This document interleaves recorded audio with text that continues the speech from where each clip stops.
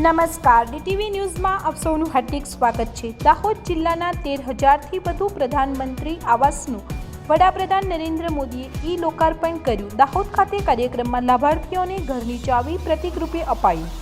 રાજ્યભરમાં આજે વડાપ્રધાન નરેન્દ્ર મોદીએ પ્રધાનમંત્રી આવાસ યોજના અંતર્ગત લાભાર્થીઓના ઘરનું ઈ લોકાર્પણ કર્યું હતું, જેમાં દાહોદ જિલ્લાના પણ 13,000 લાભાર્થીઓને લાભ મળ્યો હતો, જે તમામ આવાસોનું પ્રધાનમંત્રીએ ઈ લોકાર્પણ કર્યું હતું।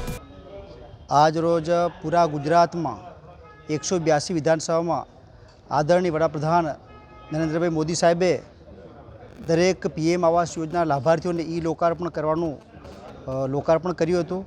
આ કાર્યક્રમમાં આદરણીય મુખ્યમંત્રી ભૂપેન્દ્રભાઈ પટેલ સાહેબ પણ ડીસા ખાતે જોડાયા હતા અને દાહોદ સમગ્ર દાહોદ જિલ્લામાં પણ દરેક અલગ અલગ વિધાનસભામાં આ કાર્યક્રમ યોજાયા હતા અને દરેક ગરીબ લાભાર્થીને પ્રધાનમંત્રી આવાસનો લાભ મળે અને પોતાના ઘરમાં રહે એવી શુભેચ્છા દેશના વડાપ્રધાન મોદી સાહેબે પાઠવી હતી।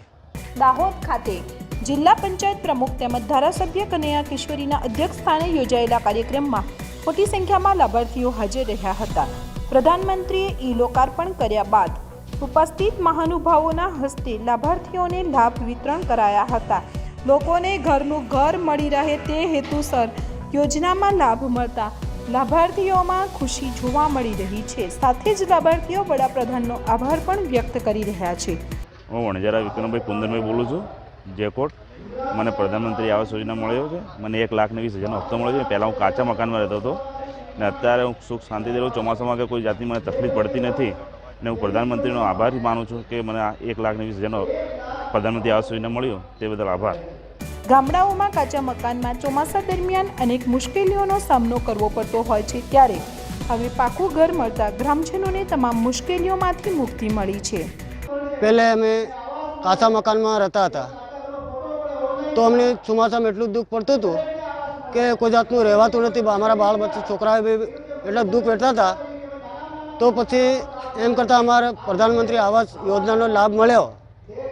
પછી અમે કામ ચાલુ કર્યું। પછી પહેલાં અમને 30,000 રૂપિયાનો હપ્તો મળ્યો। પછી બીજો હપ્તો અમને 80,000 રૂપિયાનો મળ્યો। પછી જોડે જોડે મજૂરી બી 21,000 રૂપિયા મળી ગઈ। છેલ્લો હપ્તો અમને 10,000 રૂપિયાનો મળ્યો। 6 મહિના પહેલે અમે મકાન પૂરું કરી નાખ્યું, એટલે જોડે જોડે 20,000 રૂપિયા નિર્માણ માટે બી અમે સાહેબ લોકોનું ડોક્યુમેન્ટ જમા કરી દીધું। પછી અમારે સારી રીતે મકાન બની ગયું, એટલે અમારા ઘરના પરિવાર સાથે અમે સુખ શાંતિથી રહીએ, કોઈ જાતનું બી દુઃખ પડતું નથી, આરામથી રહીએ। અને એવો અમે અમારા વડાપ્રધાન શ્રી મોદી સાહેબનો